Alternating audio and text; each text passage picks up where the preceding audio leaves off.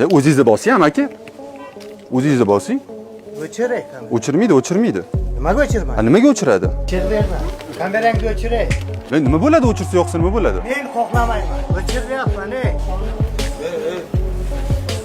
Tanisiz, menimcha adizlam tinchitganingiz yaxshi-da ularni. U yo'q joydan so'kib tashlayaptilar hozir. O'chiray endi bo'lay. Yo'qolmaymiz. O'zbekcha gapiray. Yo'q, narsani asrobetda va omma bular ko'rmay qo'y. Hozir mana bunda yig'ishtiryapti. Ko'rib chiqyapti. Yarim yildan beri ko'rib chiqyapman. Alolda endi ko'pka. Chaqir kelibman. Chaqiring. Endi nima tezroq.